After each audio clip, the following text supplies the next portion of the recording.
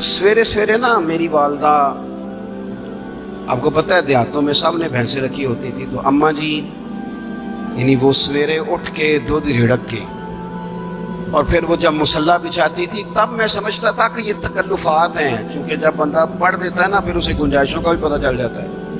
मैं समझता था ये तकल्लुफात हैं कि वो पहले कपड़ा बिछाती, मुसल्ला बिछाती, फिर प्याले में पानी ला के पास रखती, फिर वो जनाब उस पर पढ़ना शुरू करती, फिर वो रेल और फिर रेल के ये जो हाफिज होते हैं ना हमारे, ये फिर ज़्यादा नहीं चूमते कुरान पाक को, इनके पास होता है ना हर वक्त, लेकिन वो पुराने बंदे वो शनील का गुलाफ, फिर उसे खोलना, फिर उसे चूमना, फिर सीने से लगाना, ये सारी चीज़ें उनके पेश नज़र रहती।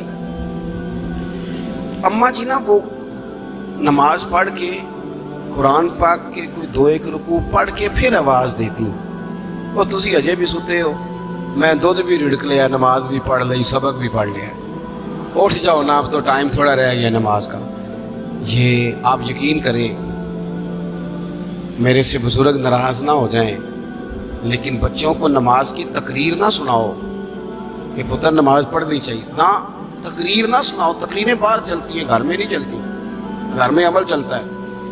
बच्चों के सामने नमाज पढ़ो, बच्चों के सामने कुरान पाक पढ़ो, अपनी औलाद को आदी करो किताब और सुन्नत का। सारा दिन गप्पे, सारा दिन बातें, घर में भी तबसरे, टेलीफोन पे गपशप, इसने तो नफ्सियाती कमजोरी पैदा कर दी है कौम। अपने घर के अंदर चलन पैदा करें कुरान पाक, कुरान पाक से प्यार हो। वो एक दफ़ा ना ये ज़िला शेखुपुरा के किसी गांव में एक आड़ती था, ये मंडी में आड़त, वो पुरानी बात है पाकिस्तान बनने से पहले की। वो सादा सा बंदा था, दाढ़ी रखी थी, 5 वक्त नमाज पढ़ता था, तो फौत हो गया, आड़त करता था, तो उसकी कब्र से खुशबू आने लग गई। इतने कभी किसी पीर की कब्र चौंदी तो फिर कोई मुंडिया ने वटत करनी सी पीर दिया ने, फिर तो कमाल हो जाना था। अल्लाह खैर फरमाए, इल्ला माशाअल्लाह। फिर कोई कहानी, कोई करामत इधर उधर से जोड़ जाड़ के भी लोग बना लेते हैं, लेकिन वो सादा आदमी था, कब्र से खुशबू आने लग गई, शोर पड़ गया, लोग जमा हो गए। बंदे ना आहिस्ता आहिस्ता वो इद्दत ख़त्म हुई तो उसकी खातून से कहने लगे कि मसलन अंगूठा छाप बंदा था, साइन भी नहीं करने आते, कब्र से खुशबू, आखिर कोई तो अमल होगा। कहने लगी उसे ना कुरान पाक से बड़ा प्यार था, पढ़ा हुआ नहीं था, तो हर रोज वुजू करके ना दिन में 2 वक्त कुरान पाक खोलता और फिर उस पे लाइनों पे उंगलियां रख रख के चलाता, रो के कहता मालिका गलती हो गई है, मैंने पढ़ना चाहिए था।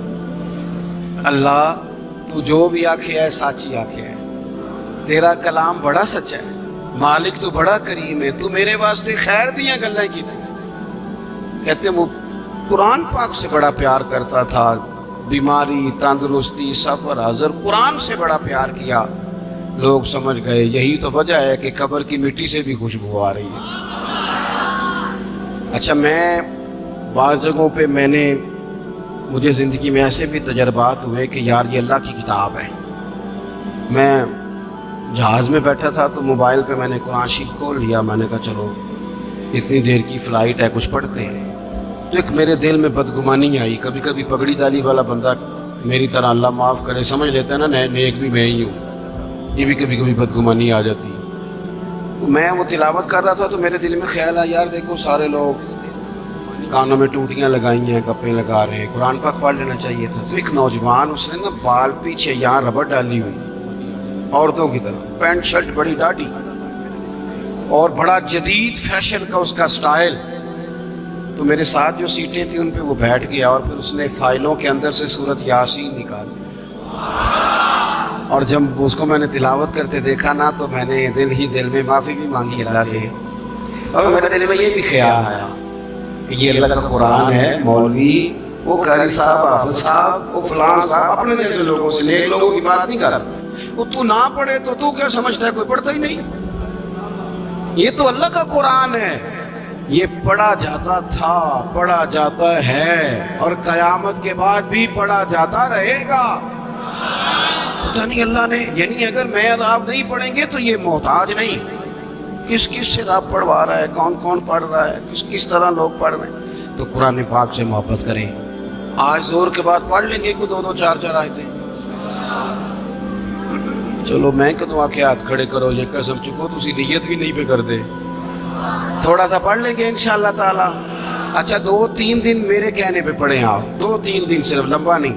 میرا یہ تجربہ ہے جو بندہ صبح صرف 2 دن الارم سے اٹھے نا نماز کے لیے فجر میں, تیسرے دن خود بخود آنکھ کھل جاتی ہے. اللہ نے نا یہ دماغ کا کمپیوٹر اس طرح کا بنایا ہے کہ نیند بھی اس میں فٹ ہوتی ہے کہ اتنے سے اتنے بجے تک سونا ہے. اگر آپ فٹ کر لیں گے نا کہ میں نے نماز میں اٹھنا ہے پھر تلاوت کرنی ہے تو انشاءاللہ تعالیٰ آپ کی آنکھ کھلا کرے گی. یہ بڑی خوشی کی بات ہے کہ حضرت مولانا اکرم صاحب کے بیٹے نے قرآن مجید مکمل کر لیا. 2 دعائیں آپ نے اس کے لیے کرنی ہے, پھر ہم ان کی دستار کرتے ہیں. صحیح کرنی ہے, میں نے بھی دل سے کرنی ہے, آپ نے بھی دل سے. ایک تو دعا کرنی ہے کہ اللہ تعالیٰ یاد رکھنے کی توفیق دے, اور دوسرا یہ کہ اللہ تعالیٰ پھر عالم بننے کی بھی توفیق دے. آخر دعوانا الحمدللہ. آؤ جی بیٹا آئیں جی دستار. بس پہلا کلمہ شریف پڑھیں جی.